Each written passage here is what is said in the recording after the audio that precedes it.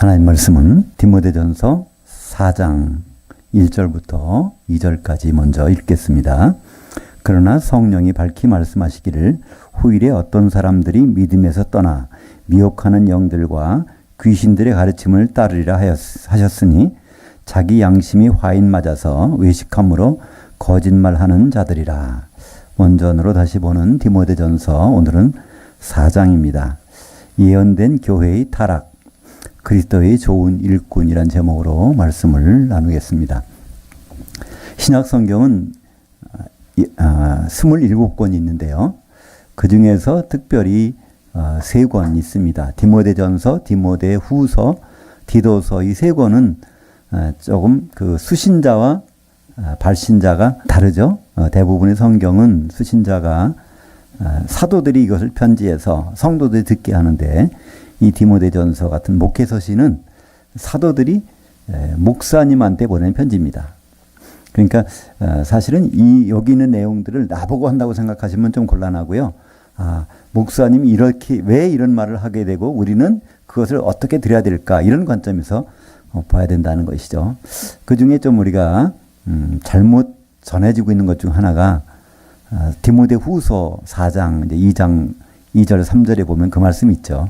너는 때를 얻든지 못 얻든지 말씀을 전파하라, 뭐 이런 말씀이 있잖아요. 그러니까 우리는 항상 가서 전도해야 된다, 이렇게 얘기하는데요. 그게 그 너는 누굴까요? 그거는 목사님이거든요. 그죠? 사도가 목사한테 그것도 전파하라는 얘기가 아니라 선포하라는 얘기입니다. 그러니까 목사는 하나님 말씀을 때를 얻든지 못 얻든지, 청중들이 이걸 좋아하든 싫어하든 간에 말씀을 제대로 선포해야 된다는 그런 그 목회서신인데, 그것을 우리는 목사님도 마찬가지고 성도님도 마찬가지인데 그 말씀을 그냥 들고 때를 얻든지 못 얻든지 우리는 전도해야 된다, 이렇게 사용을 하고 있는 것이죠. 물론 그것이 나쁘다고 볼 수는 없지만 우리는 전도라는 개념은 좀 의미가 다릅니다. 전도라는 건 도를 전하는 거예요. 그러니까 도를 전한다는 것은 기독교의 도리를 알고 그것을 전달하는 건데, 자기도 기독교의 도리를 잘 모르는 상태에 전달하면 그게 어떻게 될까요? 오히려 어떤 약을 주는데 무슨 약인지 모르고 나눠주고 한다면 그 약을 받아 먹는 사람이 어떻게 되겠습니까? 그것처럼, 그래서 전도하라는 말은 사실 성도에게 전도하라는 말은 성경에 한 번도 없습니다. 어디도 없어요. 목사한테 말씀을 선포하라는 말씀이 있지만, 근데 성도한테는 뭐라고 그럴까요? 성도들은 서로 사랑하고 성도들은 서로 위로하고 함께, 그러니까 한 몸을 만들어가는 일, 이런 일에 대해서 명령을 주셨죠. 그래서 그런 부분들이 이제 성경을 볼 때 구분해 볼 필요가 있다는 것입니다. 누가 누구에게 보낸 편지인가? 이 디모데전서는 사도인 바울이 에베소 교회 목사인 그 디모데에게 보낸 편지입니다. 오늘 4장에 들어서서 보면요, 여기에 성령이 밝히 말씀하시기를, 지금 이제 바울이 자기 개인적으로 하는 얘기가 아니라는 겁니다. 어떤 얘기를 했냐면 어떤 사람들이 믿음에서 떠난다는 거예요. 이 어떤 사람들은 누굴까요? 세상 사람들이 아니라 교회에 있는 사람들이, 교회에 있는 목사님도 될 수 있고 다른 여러 가지 직분의 사람 될 수 있는데, 믿음에서 떠나는 일이 반드시 벌어진다는 것을 여기서 말씀하고 있습니다. 왜 그들이 믿음에서 떠날까요? 미혹하는 영들과 귀신들의 가르침을 따르리라 하셨으니 그들에게 영향력을 미치는 존재가 있다는 겁니다. 미혹하는 영들과 귀신의 가르침을 따르리라 하셨으니, 왜 그러냐면 자기의 양심이 화인 맞아서 외식함으로 거짓말을 하는 자들이라. 하나님 말씀을 정말 전도를 하는 것이 아니라 자기 생각을 전하거나 다른 것들을 전하는 그런 일들이 어디 있다고요? 후일에 나타난다는 것입니다. 지금 우리가 볼 때 한국교회나 또 다른 전 세계적으로 볼 때도 마찬가지겠지만, 왜 이렇게 하나님이 살아계시다면은 이렇게 사람들이, 예수 믿는 사람들 특별히 이렇게 돼가고 있을까? 우리는 자꾸만 의아할 때가 있습니다. 근데 그 의아할 필요가 없습니다. 그렇게 돼가게 된다는 거예요. 그러니까 왜 그럴까요? 귀신들의 영향력 속에 들어가게 된다는 것입니다. 우리가 이 자리에서 한번 귀신이 누군가를 따져볼 필요가 있습니다. 귀신이 누굴까요? 보통은 이렇게 얘기도 하죠. 사람이 죽으면, 예수 안 믿고 죽으면 귀신 된다, 이런 얘기도 합니다.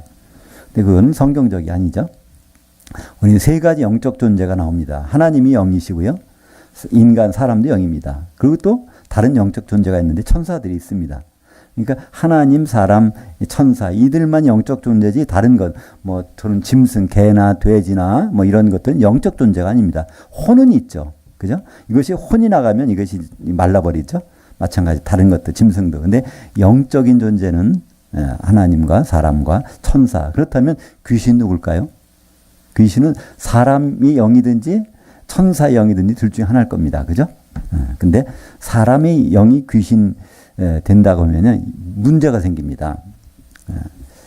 누가복음 16장에 보면 16장 19절 이하에는 부자와 나사로의 얘기가 나옵니다. 그들이 같은 집에 살다가 죽었어요. 그죠? 근데 이 부자는 음부에 가 있고 죽어서, 그리고 이 믿음을 가졌던 이 나사로는 그 아브라함의 품에 들어갑니다. 여기서 나사로가 믿음이 있는지 없는지는 성경에는 기록이 안 돼 있어요. 그냥 거지고 또 이 몸이 상처가 나, 이게 한 병 들어가지고 개가 핥는데도 그걸 이렇게 쫓지도 못하고 그렇게 초라한 생활을 외모를 가지고 삼을 했지만 그가 믿음을 가지고 구원받았다는 사실은 어떻게 알 수 있냐면 천사들이 그를 붙들고 갔다는 거예요. 죽었을 때. 천사들이 그를 수종드는 장면이 나옵니다. 그렇다면 히브리서 1장 15절에 하나님이 천사를 왜 만지셨을까요? 1장 14절에 모든 천사들은 하나님이 부리는 영들이라는 거예요. 구원받을 상속자를 도와주라고 보내는 것이 천사들입니다. 그렇기 때문에 이 자리에는 분명히 누가 있을까요? 천사들이 와 있어요. 우리가 보지는 못하지만 그들이 다른 자리에 갈 수가 없어. 하나님이 구원받을 상속자가 여기 있다면, 아무도 없다면 여기 없을 거예요. 그죠? 그들이 여기에 분명히 와 있을 것입니다. 근데 천사만 와 있는 것이 아니라 다른 악한 존재들도 와 있겠죠? 그것을 다른 말로 이제 미혹의 영, 귀신이라고 하는데요. 왜 죽은 사람이 영이 귀신이 아니냐는 것은 이 부자가 하는 고백이 있습니다. 그죠? 내 형제 5명이 있는데 제발 좀 그들은 죽어서 나 있는 곳에 오지 않게 해달라고 애걸복걸 하는 거예요. 만약에 그가 죽어서 그는 믿지 않은 사람이니까 귀신 됐다면 돌아다녀서 제삿날이라도 가서 너희들 나 이렇게 하면 큰일 나 이렇게 해줄 거 아니에요. 못 간다는 거예요. 거기 성경에 보니까 그 죽은 사람끼리도 움직이지 못하게 돼 있어요. 큰 구렁이 있어서 볼 수는 있지만 왕래가 불가능한데 더구나 그 음부에 갇혀서 어디 갈 수가 없다는 거예요. 많은 부분은 사실 비유입니다. 근데 누가 보면 16장 19절 이하에는 부자와 나사로는 그건 실화거든요. 예수님이 실화를 얘기한 거예요. 실제 두 사람이 존재했다. 그들이 지금 죽었다는 거예요. 물론 예수님 십자가 사건이 있기 전에 죽은 사실이니까 거기서 죽어서 낙원에 간 것이 아니라 그 사람은 어디가 있어요? 아브라함에 있는 아브라함 품에 그 나사로는 들어가 있고 그 음부에 가 있는 부자는 이제 음부에 있는 것이죠. 그러니까 음부라는 것은 움직일 수가 없는 것이에요. 그러니까 귀신이 돌아다닌다는, 죽은 사람이 귀신이 돌아다닌다는 건 있을 수가 없는 얘기. 그렇다면 귀신은, 사람은 믿지 않고 죽으면 음부에 가게 되는데 그러면 귀신들은 나중에 돌아다니다가 끝까지 돌아다니는 것이 아니에요. 귀신들은 어디 들어가게 됩니다. 얼마 기간 동안 활동을 해요. 우리가 보통 제사 지내도 그렇잖아요. 고조 할아버지까지 제사 지내지 그 이상은 지내지도 않잖아요. 그죠? 아예 귀신 뭐 안 돌아다니니까 그렇게 생각하니까. 여하튼 귀신들은 어떤 사람이 죽으면 그 소모에서 더 이상 있지 못합니다. 사람 생물체에 들어가려고 그래요. 그러니까 아니면 돼지떼려도 들어가려고 그래요. 그죠? 근데 예수님이 오병이의 사건을 하신 다음에 바로 갈릴리 바다를 건너서 거라사 지방으로 갔잖아요. 거기 어떤 일 때문에 갔어요. 그 일이 무슨 일이냐면 어떤 사람이 귀신이 엄청 들려가지고 그냥 옷도 벗고 뭐 하고 뭐 일을 하니까 사람들이 무덤에다가 묶어놨단 말이에요. 근데 쇠사슬 뚝뚝 끊어버려. 그 사람이 이제 있는 곳에 예수님은 가셨어요. 그랬더니 다른 사람은 예수님은 몰라봐요. 왜냐하면 갈릴리 건너편은 이방인들이 사는 거니까 예수님이 누군지를 잘 몰라요. 근데 거기서 딱 알아본단 말이에요. 누가? 귀신이. 그죠? 아직 우리 때가 안 됐는데 왜 우리를 무저갱에다가 집어넣으려고 하십니까? 그런 거예요. 그러니까 귀신들은 자기가 가는 곳을 안단 말이에요. 불신자는 죽으면 음부에 간다는 건 성경에 나와 있지만 귀신들은 자기가 이제 할 일을 마치면 어디 간다는 건 무저갱에 들어가는 거죠. 그러니까 무저갱에 이 전에 우리는 활동할 시간이 또 원래 있는 거 아닙니까? 그래? 그럼 저기 돼지떼에다가 좀 들어보내 주세요. 했더니 돼지떼에 들어갔어요. 얼마? 2,000마리가 다 몰수하잖아요. 거기가. 그죠? 그러면 그 한 사람 속에 귀신이 얼마나 들어갔나요? 돼지 한 마리에 귀신 하나만 따져도 2,000마리 귀신인데 돼지 한 마리에 귀신이 둘씩 들어간다 그래도 그건 4,000마리. 엄청난 귀신들이 사람 속에서 들락날락 한다는 얘기예요. 그죠? 이것은 그냥 어떤 그 헛된 얘기가, 허황된 얘기가 아니라 마태복음 12장에도 말씀하셨잖아요. 예수님이 직접. 어떤 사람에게서 귀신이 나갔다가 물 없는 곳을 다니다가 결국은 살 곳을 찾지 못하고 다시 와보니까 먼저 집이 그 물이 없어졌어. 그렇죠? 성령으로 그걸 쫓으셨는데 성령이 생수가 없어졌단 말이에요. 그랬더니 자기 친구 7을 데리고 와서 그 사람 속에 들어가니까 그 사람이 형편이 처음보다 더 심해지더라. 처음에는 그 사람이 어땠어요? 그 귀신이 들어와가지고 앞도 못 보고 귀도 안 들리고 그런 상태였는데 귀신이 나가서 말도 하고 보기도 했는데 이제 시간이 지나서 그 귀신이 들어오니까 당연히 앞도 못 보고 듣지도 못할 거고 또 다른 7귀신은 다른 여러 가지 질병일 수도 있고 여러 가지가 있지 않겠어요? 그러니까 그 사람이 성편이 처음보다 더 심하게 되더라. 그러니까 한 사람 속에는 많은 귀신들이 들락날락 할 수 있어요. 그건 우리도 마찬가지예요. 우리 속에도 물론 들락날락 할 수 있습니다. 믿는 사람한테 안 들어올 것 같아요? 들어올 수 있어요. 근데 문제는 우리가 둥지를 틀지 못하게 해야 되죠. 그죠? 새는 날아다니는데 어디 둥지 틀게 하면 안 된단 말이에요. 그죠? 그러니까 우리는 귀신이 우리를 무서워하게 하는 방법이 있어요. 귀신이 어디를 무서워한다고? 물 없는 곳을 다니는 거예요. 생수가 없는 곳. 그러니까 성령 충만하면 귀신은 그걸 피해 다녀. 근데 성령 흔적도 없어 말라버렸어. 그러면 친구를 데리고 온다잖아요. 그죠? 그래서 이 귀신은 활동하는 기간 동안에 그것이 4, 50년인지 얼마인지는 귀신마다 다르겠지만 이렇게 활동을 합니다. 사람이 죽으면 그 사람의 영혼은 이제 음부에 가 있지만 그 사람 속에서 활동하던 것은 나와가지고 돌아다니면서 활동하다가 결국은 어디 가죠? 무적행에 갑니다. 무적행이라는 뜻은요. 밑바닥이 안 보인다는 뜻이에요. 무저. 밑바닥. 거기에 꽉 보관해 놓는 거예요. 언제 쓰시려고? 그러니까 하나님은 악한 것도 쓰신다니까요. 마귀도 쓰시니까 지금 여기 활동하게 해놨잖아요. 예수님 오시면 그걸 1000년 동안 집어넣고 그때는 필요가 없으니까. 그러니까 이 귀신들도 하나님은 쓰세요. 성경에 보면 구약 성경에 보면 그렇잖아요. 아수르를 들여다 쓰시고 바벨론을 들여다 쓰시고 이스라엘을 이들을 훈련시키기 위해서. 근데 귀신들은 이제 계속 활동하다가 계속 집어넣는 데가 있어요. 무적행이다. 근데 나올 때가 있어요. 거기서.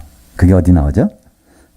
요한계시록 9장 2절에 보면 그가 무적행을 여니 그 구멍에서 큰 화덕의 연기 같은 연기가 올라오며 해와 공기가 그 구멍의 연기로 말미암아 어두워지며 또 황충들이 연기 가운데서 땅 위에 나오며 그들이 땅에 있는 전갈이 권세와 같은 권세를 받았더라. 요한계시록 8장과 9장은 7나팔에 대한 얘기가 나옵니다. 그래서 8장에서 보면 4번째 나팔까지 나오는데요. 9장에 들어가면 5번째 나팔, 이거 전 3년반에 해당하거든요. 그 다음에 거기 후 3년반은 6번째 나팔, 그 다음에 마지막 나팔이 7번째 나팔에 울리면 이제 주님이 오시는 장면들이 시작되는 것이죠. 마지막 나팔. 근데 여기에서 9장 2절은 전 3년반의 상황이에요. 그때 무적행이 그때 여는 거예요. 7년 환란 기간에 전 3년반 때 되면 그동안에 들어갔던, 그러니까 저기도 나오겠죠? 돼지 때 들어갔던 그죠? 거기 그 많은 군대 귀신도 나올 거고 다 나올 거예요. 무적행의 뚜껑을 여니까 거기서 나오는데 여기서 뭐라고 돼 있어요? 귀신이 나온다는 얘기 안 하고 연기가 나온다고 돼 있어요. 왜 그럴까요? 이건 사도 요한에게 보여주는 것을 요한은 보여주는 장면만 기록하는 거예요.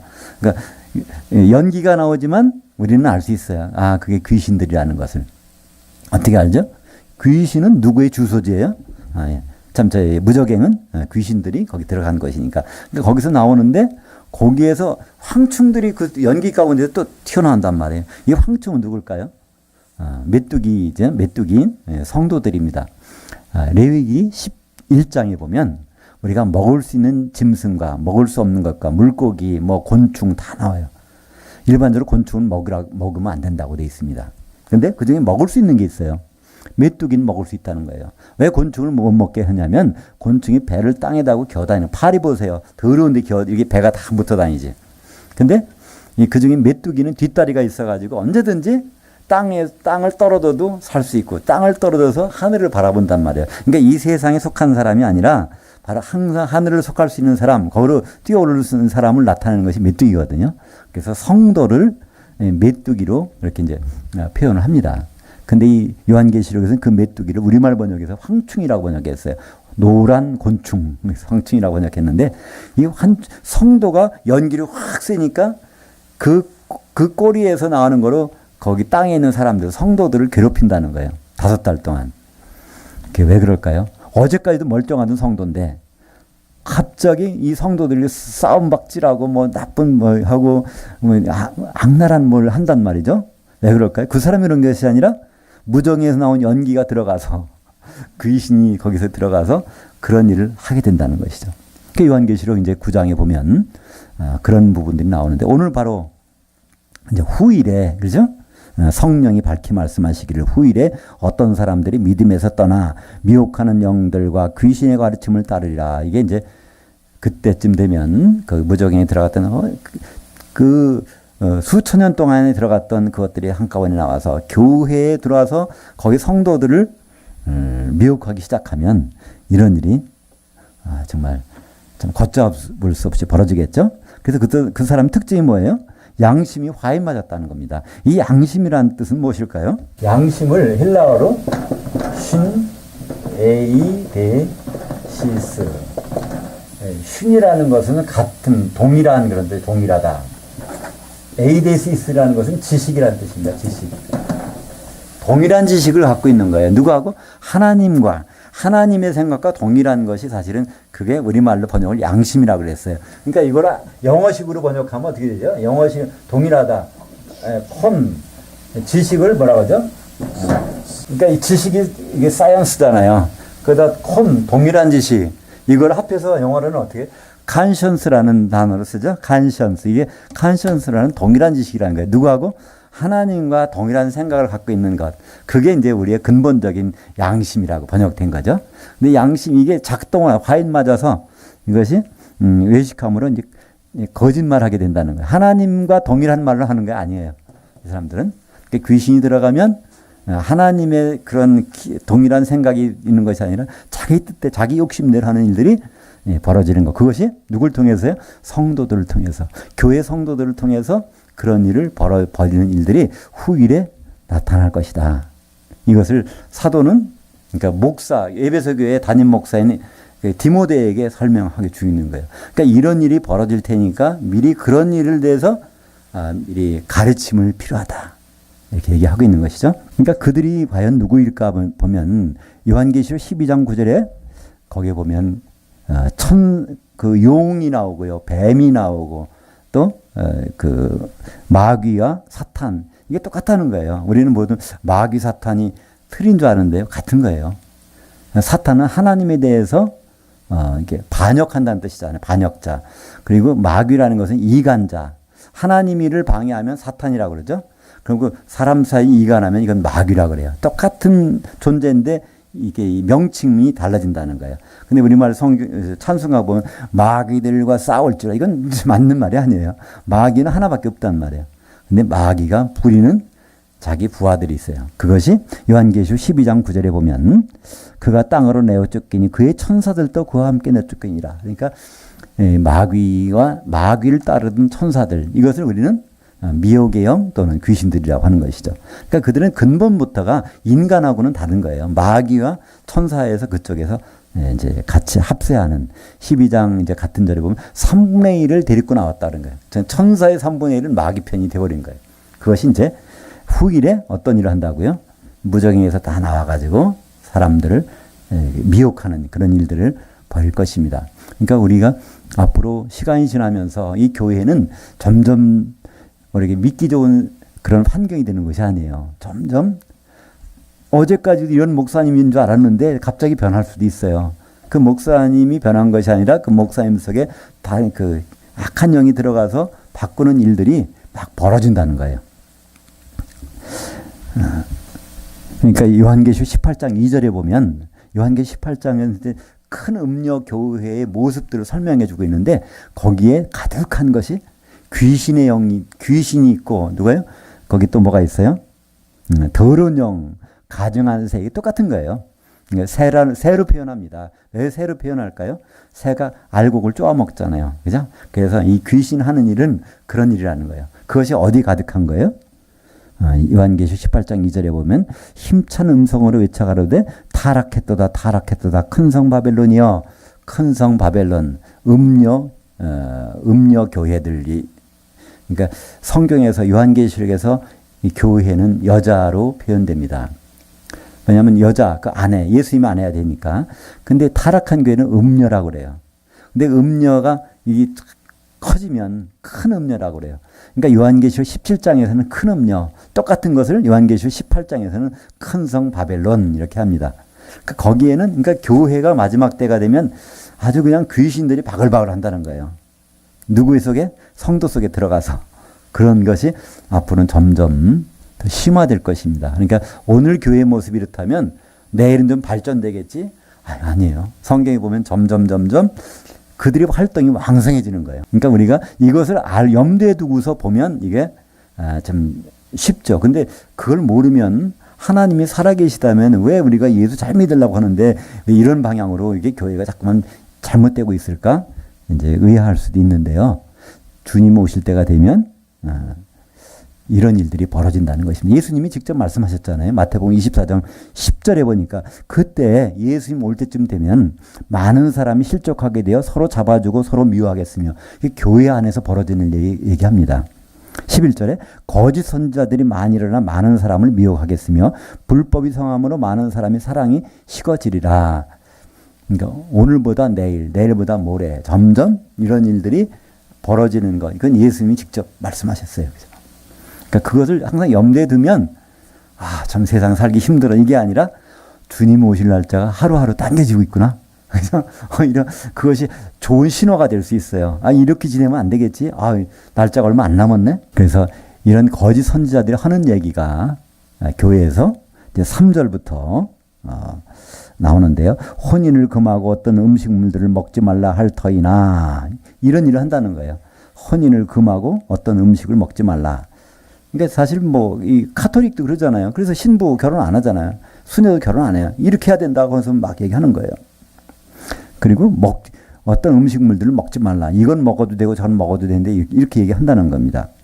그러니까 그런 거를 율법적으로 지켜가지고 어떻게 하나님께 나아가보자. 이 복음 말고 다른 것들이 교회에 들어온 일들이 많아진다는 것입니다. 세상적인 것들이 많이 들어온다는 것이죠. 근데 여기에서 그 음식물들은 하나님이 창조하신 바니 이걸 감사함으로 받으면 버릴 것이 없다고 돼 있어요. 그러니까 이 순댓국 먹어도 되나? 피가 들었는데 아니요. 감사함으로 받으면 먹어도 된다는데. 그죠? 그러니까 천지창조 이후에 첫째, 둘째, 셋째, 넷째 쭉 한번 보세요. 왜 셋째 날에 식물이 나오게 하셨을까요? 거기서 다시. 왜 다섯째 날에 새와 물고기를 거기서 창조에 집어넣으셨을까요? 왜 여섯째 날에 짐승들이 많이 나오게 하셨을까요? 첫째, 채소들은 먹으라고 주신 거예요. 그죠? 그 짐승들, 새나 물고기도 창세기 9장에 보면 노아 홍수 지난 다음에 이제 이 짐승 다 너에게 먹을 거를 주겠노라. 그러니까 하나님이 천지 창조하시고 또 이걸 회복시키시고 하나님이 쭉 하신 건 첫째는 우리 먹거리들을 마련해 주신 거예요. 그러니까 채소나 새나 물고기나 이것들 다 먹는 것이 참 중요하다. 그죠? 근데 이걸 먹으면 안 되고 먹고 이걸 율법 가지고 따지는 일들을 교회에서 할 수 있다는 것입니다. 근데 그건 다 감사함으로 받으면 버릴 것이 없다는 겁니다. 하나님이 이유가 있어서 그걸 다 이렇게 주셨다는 거예요. 왜? 먹고 살라고. 5절에 하나님의 말씀과 도구로 거룩하여짐이라. 여기 이제 이 모든 것들은 그래요. 이거 푸닥거리하고 풋하다가 음식이네. 이거 놓고서 이거 먹으면 안 되잖아. 드렸는데, 그죠? 그럴 수도 있어요. 근데 그거를 먹어야 될까요? 말아야 될까요? 원래는 먹으면 안 됩니다. 혼자 먹으면 되는데 다른 사람이 보고 시험 들 것 같으면 먹으면 안 돼요. 그죠? 그러나 그 자체는 어떻게 거룩해질 수 있냐면 여기 보니까 하나님의 말씀과 기도로 거룩해진다는 겁니다. 그래서 그 자체가 나쁜 것이 되는 건 아니에요. 그러나 그 자체를 통해서 누가 의심하고 실족하게 되면 먹어서는 안 돼요. 근데 그것도 우리는 하나님의 여기 보니까 5절에 하나님 말씀과, 이때 말씀이란 뜻은요, 로고스라는 건데, 로고스는 그냥 성경 말씀이란 뜻이 아닙니다.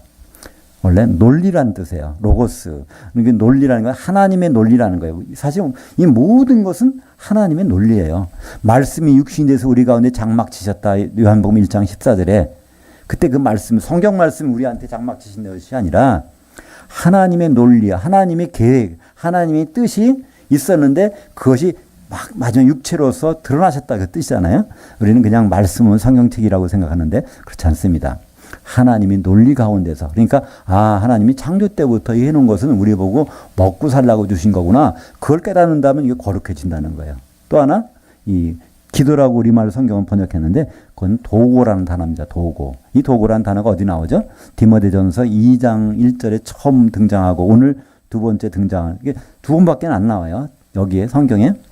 보통 이거를 사람들은 중보기도라고 그러죠. 보통 중보기도 합시다. 중보기도 팀이 교회마다 있어요. 근데 중보기도라는 것은, 중보기도는 우리는 할 수 없습니다. 중보자는 한 분밖에 없어요. 예수님. 중보자가 되려면 하나님이어야 되고 사람이어야 돼요. 그래야 뭐 해결한단 말이에요. 그렇잖아요. 건물 어디 이사 간다고 할 때 중개소를 찾아가잖아요. 중개업자 찾아가는데 그 사람이 매입자하고 매수자를 같은 편을 똑같이 들어줘야지, 한쪽 편만 들어주면 이게 거래가 안 되는 거예요. 그렇기 때문에 바로 우리에게는 예수님밖에는, 하나님이시면서 사람이 그분밖에는 중보자가 될 수 없다는 겁니다. 그렇다면 우리는 어떤 기도를 해야 될까요? 우리는 도고 기도를 해야 된다는 거예요. 남을 위해서 하는 기도를 도고 기도. 그걸 이제 엔틱시스라는 그 단어를 쓰는데, 나의 유익을 위해서 하는 것이 아니라 다른 사람의 유익을 위해서 하는 그런 기도로 하면 모든 것은 다 원래 깨끗해질 수 있다는 것입니다. 그러니까 이 먹는 문제, 마시는 문제, 이런 문제 가지고 우리의 신앙을 흔들리는 일들이 많이 나타났는데 그런 일들을 바로잡으라는 것이죠. 창세기 1장 29절에 다 창조된 인간들에게 먹을 것을 다 줬습니다. 그 채소를 줬죠. 창세기 9장 3절에 모든 산 동물은 너희가 너희의 먹을 것이 될지라. 채소같이 이거 먹으라는 거예요. 그럼 여기 뭘 못 먹겠어요? 비늘 있는 거 먹지 말라 얘기 여기 없어요. 근데 어디 있죠?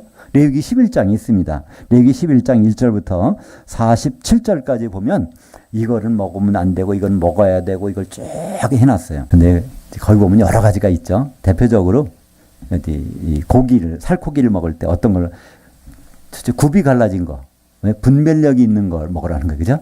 그 되새김질하는 걸 먹으라는 거예요. 그걸 묵상하는 거. 그러니까 그건 사람을 얘기하면 그런 사람이 돼야 되고 우리도 그런 사람들과 친교를 하라는 거예요. 그리고 생선은 비늘 있는 거, 어떻게 바닷속에 염분이 살 속에 침투하지 못하도록, 그 염분이 바로 침투하면 세포가 파괴되잖아요. 그게 다 걸러주는 장치거든요. 그러니까 우리가 짠 바다에서 물고기를 잡아갖고 회를 떠서 드셔보세요. 전혀 짠기가 없어요. 근데 그 죽은 고기라면 그 속까지 안 절어져서 짜단 말이에요. 그죠? 그러니까 이 비늘은 바로 이 짠물을 들어오지 못하게 막아주는 것입니다. 고기는 짠물에 살 수밖에 없잖아요. 그러나 그것을 영향을 받으면 안 되니까. 우리는 이 바다라는 세상에 살고 있지만 여기에 영향을 받아서 살면 안 돼요. 우리 나름대로 뜻대로 살아야 되니까. 또 지느러미 있는 걸 먹으라. 없으면 먹지 말라는 거예요. 지느러미가 있어야 세파에 휘둘리잖아요. 바다에 물이 막 오는데 거기를 거스러서 올라갈 수 있는 건 지느러미가 있기 때문에.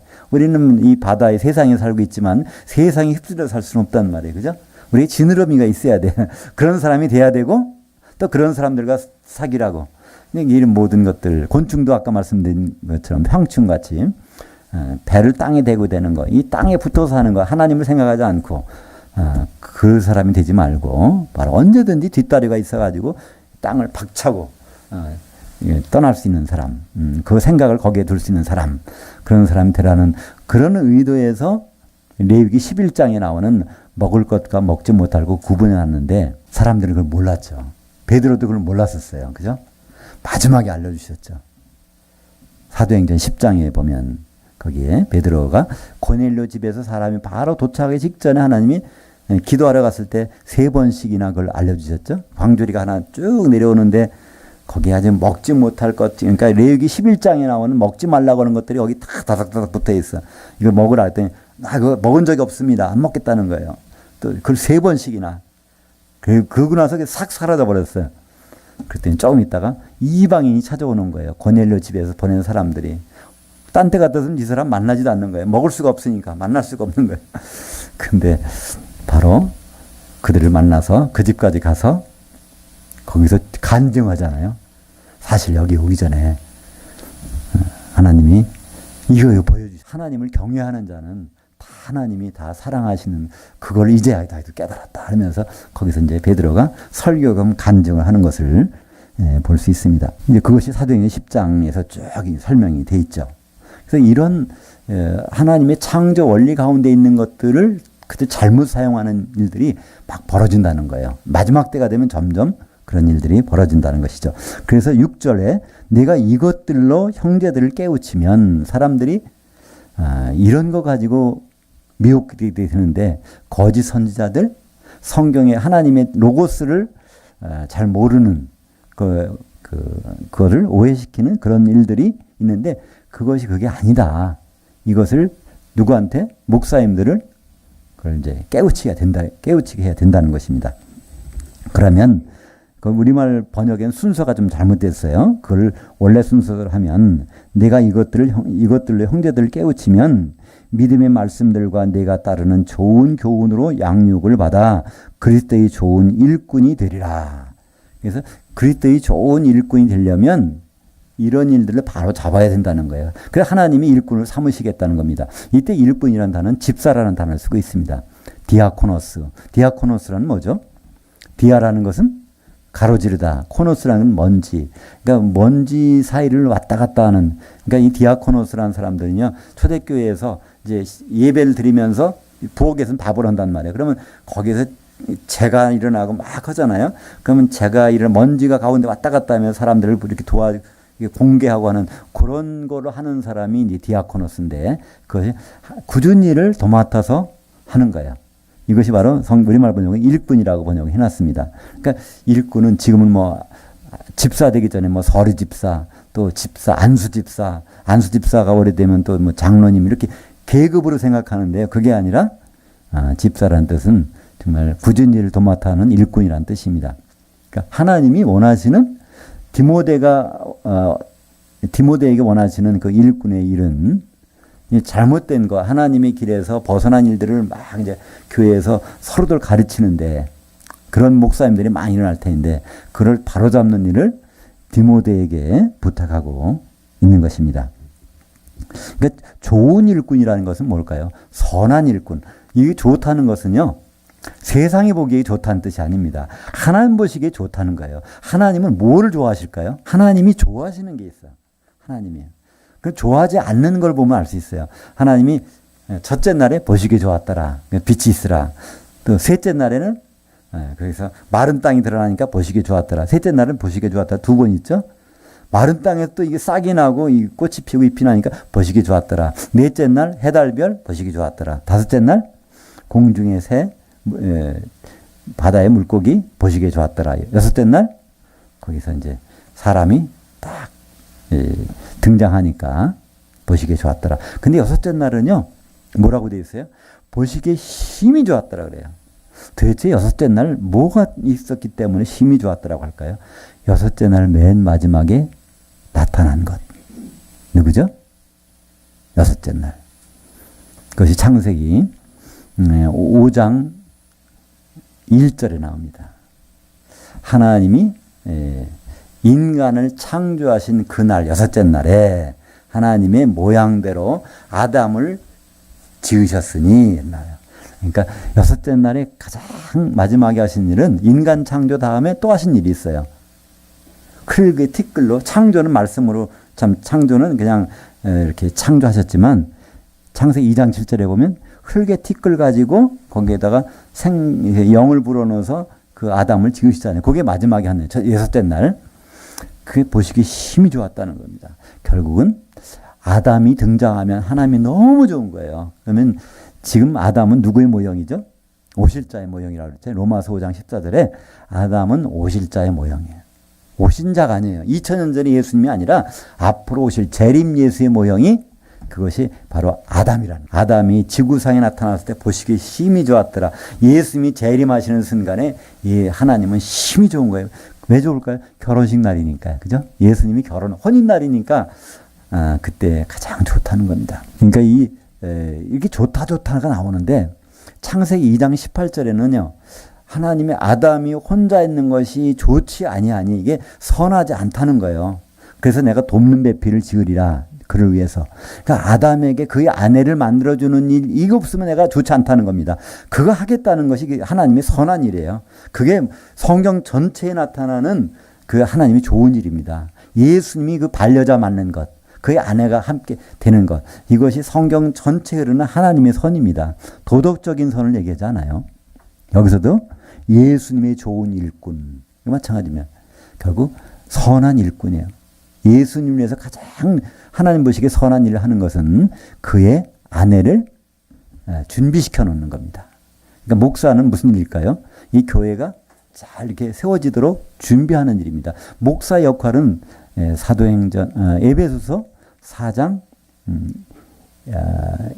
11절과 12절에 나와요. 목사 곧 교사니라 이렇게 나와요. 목사는 곧 교사니라. 에베소서 4장 11절에 보면요. 거기에 목사가 나오고요. 곧 교사. 목사는 교사라는 겁니다. 이 교사는 뭐죠? 가르치는 사람이죠. 근데 성경에서 교사는 특별한 뜻이 있어요. 이 교사란 디다스칼로스, 가르치다라는 것은요.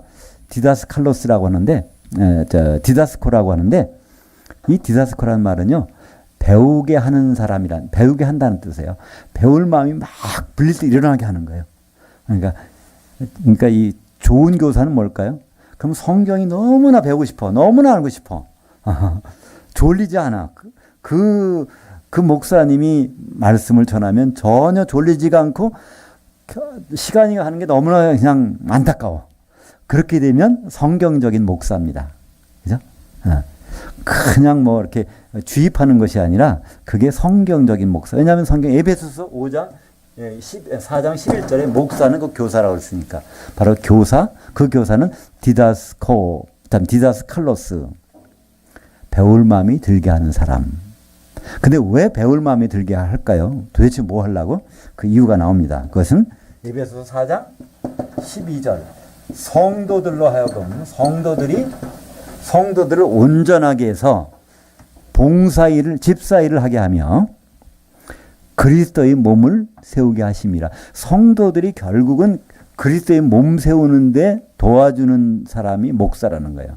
잘 어떻게 해서 온전하게 해서, 이 온전하게 한다는 것은요, 찢어진 그물을 꿰매준다는 얘기입니다. 이 성도들이 일을 해야 되는데, 그러니까 바다에 가서 고기를 잡아온다고 하면은 그럼 찢어진 그물 갖고 밤새 잡아봐야 뭐 하겠습니까? 성도들이 참, 우리 한국교회는요, 성도들이 일을 참 많이 해요.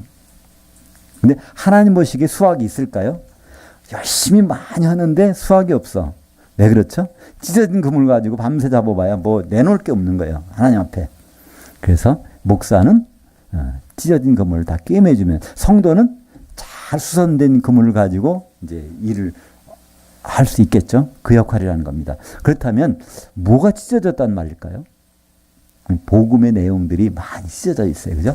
우리가 보는 이 성경책을 보면 원래 하나님 주신 성경 말씀보다는 이게 참 많이 찢어져 있어요. 이걸 잘 원래 성경 말씀대로 딱 보면 이걸 가지고 이것이 하나님의 뜻이구나 우리는 잘 알 수 있는데, 그거를 성도들이 할 수가 없단 말이에요. 너무나 그물이 찢어져서. 그렇다고 성도들이 그물 깁는 일을 하다 보면 고긴 또 못 잡잖아요. 그러니까 그물 깁는 일은 누가 해야 돼요? 바로 목사님들이. 그러니까 목사님들은 그 일을 하게 되고, 그러면 성도님들은 그걸 가지고 성도들을 온전케 해서 집사 일을 잘 하게 하며 그리스도의 몸을 세우려 하심이라. 이것이 바로 목사를 교회에 붙여주신 목적이라는 겁니다. 그러니까 어떻게 보면 목사님은 뭘까요? 성도들이 도움입니다. 말씀 도움이에요. 그러니까 성도님들은 그 도우미를 주셨으니까 그걸 활용해서 잘 활용을 해야 돼요. 그죠? 난 그거 필요 없어. 내가 한번 잘 해서 하나님의 뜻을 알아볼 거야. 그러면 자기 일은 언제 합니까? 성도 본연의 일을 해야 되잖아요. 그래서 오늘 내용들 쭉 보시면 4장은요. 가르치란 말이 계속 나와요. 왜 그럴까요? 디모데는 목사님이니까. 이게 창세기 2장 18절 한번 보실까요? 여호와 하나님이 이르시되, 같이 읽어보죠. 여호와 하나님이 이르시되 아담이 혼자 사는 것이 좋지 아니하니 내가 그를 위하여 돕는 배필을 지으리라 하시니라. 여기서 처음으로 하나님이 좋지 않다, 선하지 않다, 하나님이 이 선을 위해서 일하시겠다는 다짐이 여기서 있는 겁니다. 그러니까 이 선하지 않다, 아담 혼자 있는 것, 예수 그리스도께서 혼자 지금 셋째 하늘에 계시는데 그거 좋지 않다는 거예요. 그분이 빨리 오셔야 돼. 누굴 만나러? 그의 돕는 배필은 그 아내를 만나러. 근데 아내가 아직 준비가 안 됐어요. 근데 아내가 준비는, 누가 아내가 되죠? 바로 우리가 준비가 돼야 되는데 우리를 준비시켜 줄 사람도 관심이 없고, 우리 스스로도 내가 결혼식에 간다는 것까지는 모르고, 주님을 만나는데 무엇 때문에 만났는지도 모르고, 그냥 예수 믿으면 죽어서 천국 간다고 생각하는데요. 그게 아니잖아요. 열처녀의 비유 보면 그게 아니잖아요. 신랑을 만났는데 거기 구분되는 일이 분명히 있단 말이에요. 이 에베소서 5장 31절, 그러므로 남자가 부모를 떠나 그의 아내와 합해서 그 둘이 한 육체가 될지니, 이것은 창세기 2장 24절을 카피해 놓은 겁니다. 그것을 설명해 주는 것이 32절이죠. 이 비밀이 크도다. 나는 그리스도와 교회에 대해서 말하노라. 그러니까 창세기 나는 아담과 그의 아내는 그리스도와 교회를 모형으로 거기다 보여주시고, 이것이 실제적으로 우리 가운데서 앞으로 일어나야 될 것, 궁극적으로 주님 오셔서는 그 역사적인 현장에서 그것이 있어야 된다는 것을 말씀하고 있다는 거예요. 이것이 하나님의 선한 뜻, 이걸 하는 일꾼이 선한 일꾼. 디모데에게는 이거 하는데 성도들 좀 도와주라는 거예요. 우리는 성도들은 그 도움을 받아야 되고요. 근데 그게 아니라 7절에 보니까 망령되고 허탄한 신화들을 버리고, 그러니까 망령된 거 허탄한 신화들이 교회에 있다는 겁니다. 이 망령된다는 것은요, 세속적이라는 단어를 망령이라고 번역했어요. 세속적인, 교회에 얼마나 세상적인 것이 들어와 있는지 몰라요. 그죠?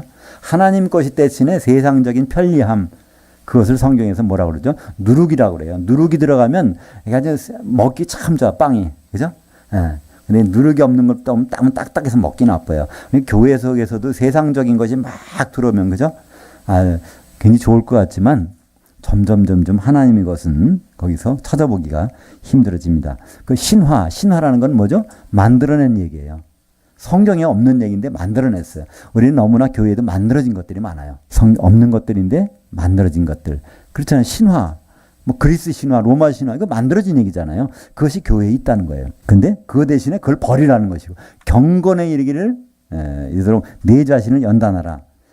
우리가 경건해져야 됩니다. 경건이라는 건 무엇일까요?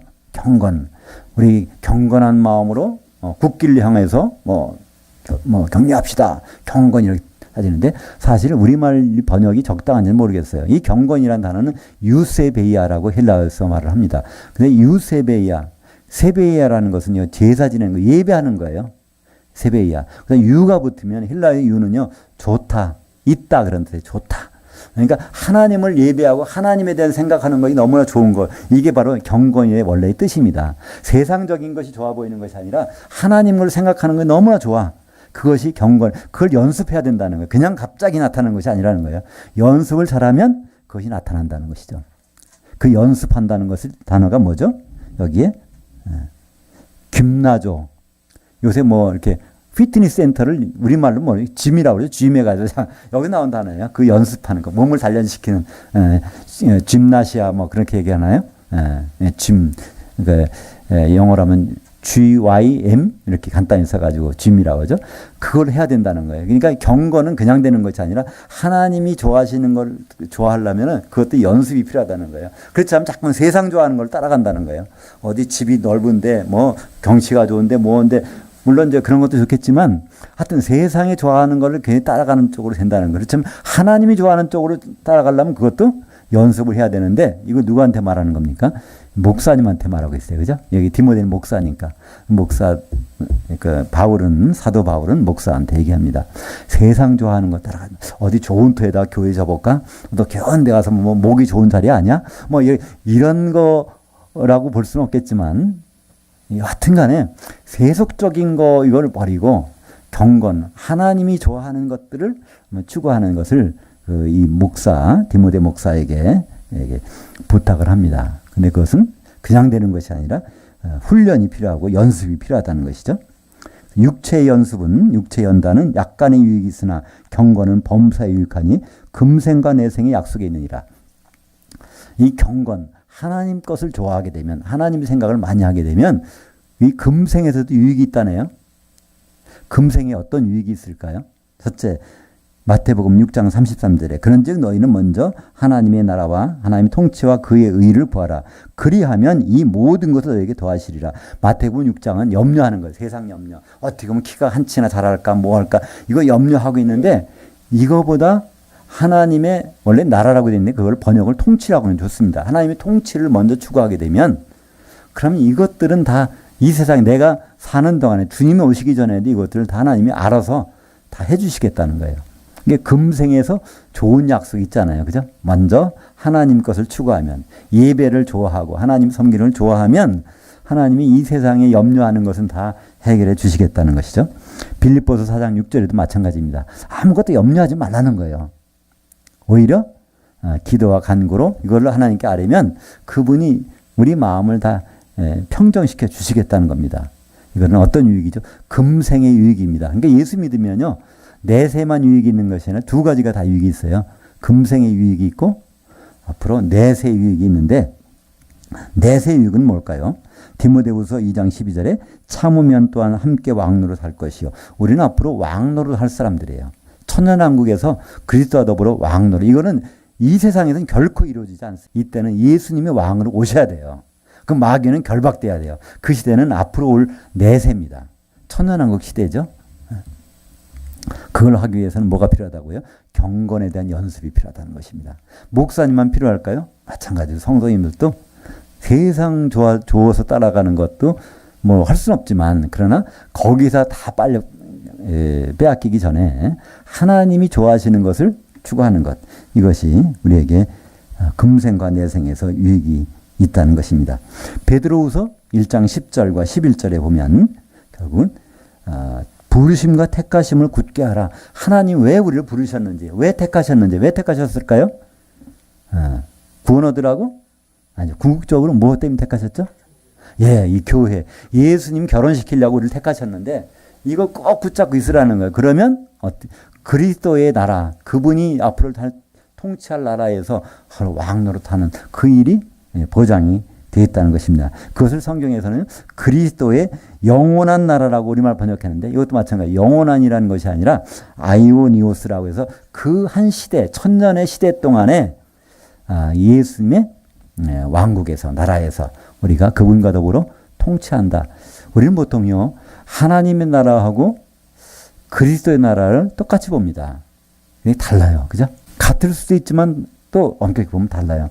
하나님의 나라는 물론 천년왕국도 하나님의 나라입니다. 왜 그렇죠? 그때 예수님이 하나님이시니까. 그러나 지금도 하나님의 나라예요. 지금은. 그죠? 여기가 하나님의 나라인데 우리 하나님 통치 가운데 있으니까. 근데 지금은 그리스도의 나라는 아닙니다. 예수님의 왕국은 여기가 아니라는 거예요. 요한복음 18장에 보면 빌라도가 예수님한테 질문하잖아요. 너 당신이 왕이요? 그랬더니 내가 말하였다는 거예요. 근데 그러니까 거기서 빌라도가 큰 충격을 먹습니다. 빌라도는요 원래 예루살렘에 있는 사람이 아니에요. 빌라도는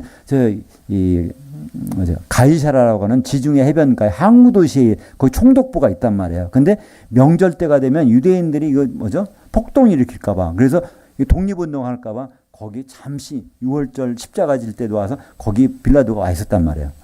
근데 사람들이 왕으로 생각하니까 당신 왕이요? 물어본 거예요. 농담으로 물어본 게 아니에요. 당신 왕이면 당장 빌라도는 어떻게 돼? 이렇게 될 수 있거든요. 큰일 나거든요. 그때 예수님이 설명해 주는 거예요. 염려하지 말라고. 내 나라는 여기에 속한 것이 아니다. 얘기해 주. 내 나라는 앞으로 올 나라는 있다는 거예요. 내가 왕이 돼서 통치할 나라는 지금 여기가 아니라는 것을 빌라도에 설명해 주잖아요. 그랬더니 빌라도는 이분이 죄가 없다 그러잖아요. 근데도 군중들이 십자가 못 박아라 하니까 그래 니들 나는 모르겠다 손 씻고 나가는 거잖아요. 예수님의 그리스도의 나라, 그리스도의 왕국은 지금 여기가 아닙니다. 그리스도의 왕국은 없는 게 아니에요. 천년왕국. 바로 재림 때부터 시작돼서 혼인잔치 후에 벌어지는 마귀가 없는 천년기간 동안에 이루어질 왕국. 이 세상을 통치하는데 우리는 그때 어디 있을까요? 예수 믿는 사람들은 그때 지상에 한 사람도 없습니다. 예수 믿는 사람들은 예수님 오시면 다 공중으로 올라가죠. 열처녀처럼. 기름 준비했든 안 준비했든 신랑을 만나야 되니까. 그래서 공중까지 올라갔다가 거기서 혼잔치 들어간 사람들이 그리스도와 더불어 1000년 동안 왕노릇하고 그 혼잔치 문턱에서 떨어진 사람들은 불 섞인 유리바다에서 1000년 동안 있다가 백보자 심판 때 바다에서 나와서 심판을 받게 되죠. 그래서 이 경건이라는 것은 연습을 해야 된다는 것을 여기 말씀하고 있습니다. 그냥 적당히 예수만 믿으면 됐지 이게 아니에요. 경건은 하나님을 예배하는 걸 좋아하는 것, 하나님이 계획을 생각해 보는 것, 이것은 하면 할수록 이 세상에도 마음이 편안해지고 또 다음 세상에서는 바로 그분과 더불어 왕노릇하는 이것이 보장이 되어 있다는 것입니다. 마지막으로 이제 9절부터 16절까지는요. 계속해서 가르치라는 말이 계속 나옵니다. 디모데 게으르지 말고 가르쳐. 그러니까 이걸 가만히 보면요. 우리 디모데가 어떤 사람인 걸 한번 밀어볼 수 있어요. 디모데는요. 겁이 많고 나이도 어리고 나중에 5장이 들어가면 위장병이 있어가지고 몸도 허약하고 아주 어떤 말을 시키면 잘 그걸 못하고 아주 나약한 그런 목회자. 그래서 디모데가 이런 편지를 받고 얼마나 많은 목회서신 디모데전서, 디모데후서 이런 어마어마한 사도한테 이걸 받아놨는데 디모데가 한 일은 성경에 어디 아무도 없어요. 기록이 없어요. 그죠? 그걸 보면 디모데는 굉장히 했지만 실제적으로는 너무나 바울 생각할 때 불안불안한 에베소 교회 지금 담임 목사라고 세워놨는데 참 마음이 안 놓이는 상태였던 것이 아마 디모데가 아니었는가 생각을 해봅니다. 그래서 계속해서 강조를 합니다. 여기서 이것을 제대로 좀 가르치라. 11절에 너는 이것들을 명하고 가르치라. 자, 이것들을 명령으로 제발 좀 가르치라는 겁니다. 우리는 지금도 저는 좀 다행인 게요. 우리 이제 저 같이 하시는 분들이 숫자가 많잖아요. 근데 숫자가 굉장히 많다고 생각해 보세요. 많은 분들이 어떤 분은 원하는 말씀이 있을 거고 어떤 분은 그걸 거부감 느끼는 분도 있고 그것 굉장히 많을 거예요. 그럼 모든 사람들이 다 공통 분모를 가지고 설교를 준비한다 그러면 얼마나 힘들지 모르겠어요. 그죠? 그렇다고 무시할 수는 없으니까. 근데 이 디모데는 그런 눈치를 많이 봤던 것 같아요. 그러니까 디모데한테 눈치 보지 말고 좀 제발 좀 이것을 명하고 가르치라. 그러니까 안 가르치니까 가르치라고 했겠죠. 그걸 명령을 안 하니까 명령하라고 그랬겠죠. 그래서 제발 좀 믿는 자들이 본이 되라는 거고 믿는 자의 본이 못된 모양이야. 그동안 오직 말과 행실과 사랑과 믿음과 정절에서 모든 믿는 자의 본이 되어 12절에 13절에 내가 이를 때까지. 그래서 지금 바울은 사실 에베소를 가고 있는 거예요. 좀 멀어서 그렇지. 가기 전에 미리 좀 해달라는 겁니다. 반드시 내가 갈 텐데 내가 이를 때까지는 읽는 것과 권한 것과 가르치는 것에 전념하라. 바울이 다른 데 이 디모데가 다른 데에 많이 시간을 뺏겼던 것 같아요. 뭐 신방 가고 또 뭐 하고 뭐 전도한다고 하고 또 뭐 기도한다고 하고 건물 진다고 하고 뭐 그런 일들이 뭐 거기에 기록된 건 아니지만 읽는 것, 이게 뭐 성경 읽는 거겠죠? 읽는 것과 권하는 것과 가르치는 것과 그것에 전념하라. 이것을 전념하지 않으니까 14절에 내 속에 있는 그 은사 곧 장로회에서 받은 안수 받을 때 예언을 통해 받은 것을 가볍게 여기지 말라. 하나님은 디모데에게 어떤 은사를 주셨다는 거예요. 이 은사가 뭔지를 몰라요. 그러나 이 전체 문맥에서 우리는 볼 수 있는 것이 있습니다. 디모데전서 1장 3절에 보니까 어떤 교훈을 다른 교훈을 가르치게 말라. 그러니까 디모데에게 이걸 명령한 걸 볼 수 있어요. 디모데전서 5장 7절에 보면 네가 또한 이것을 명하여. 그러니까 가르칠 수 있는 말씀을 많이 은사를 갖고 있다는 것이죠. 디모데전서 6장 2절에도 이것들을 가르치고 권하라. 그러니까 디모데는 하나님께 받은 은사가 있어요. 그 은사는 가르치는 은사란 말이에요. 가르치는 은사는 뭐라고 했죠? 배울 마음이 들게 하는 사람. 이거를 디모데에게 하나님 주셨는데 디모데는 그것을 잘 못하고 있었던 것 같습니다. 그리고 15절에 보니까 이 모든 일에 전심전력하여, 그러니까 다른 데 신경 쓰지 말고 너희 성숙함을 모든 사람에게 나타나게 하라. 그러니까 디모데는 참 인간적으로도 또 이 영적으로 성숙하지 못한 모습을 목회자로서 보이고 있었던 것 같습니다. 16절에 내가 내 자신과 가르침을 살펴 이 일들을 계속하라. 이것을 행함으로 내 자신과 내게 듣는 자들을 구원하라. 첫째는 디모데도 구원을 받아야 될 상황이고, 이 구원은 뭐 영의 구원이라는 얘기가 아니라 바로 주님 앞에 바로 설 수 있는 것을 얘기하겠죠. 내게 듣는 자들을 구원하라 하리라. 바로 우리가 이 교회, 지금 교회의 모습들을 많이 보고 있는데요. 이것들을 오늘 말씀을 통해서 보면 후일에 교회에서 이런 일들이 벌어지리라. 귀신의 영, 미혹하는 영과 귀신들이 가르침이 교회 안에 충만한데 그걸 따르는 사람들이 많이 생겨난다는 거예요. 그때 적어도 이 목회자의 입장에서는 그것을 제대로 할 수 있는 일들을 가르쳐서 성도들이 주님 오실 준비할 수 있대. 그걸 할 수 있도록 해야 된다는 것을 디모데전서를 통해서 다시 한번 볼 수 있습니다. 우리는 그냥 시간이 지나면 주님 오시겠지. 그럼 주님 만나면 혼인잔치 들어가든 뭐 하든 되겠지. 이렇게 생각합니다. 그것은 객관적인 상황이 아니라 우리가 해야 될 일들이 분명히 있다는 겁니다. 아주 여러 가지가 많겠지만 간단한 건 하나예요. 그죠? 기름 준비하는 겁니다. 성령의 기름.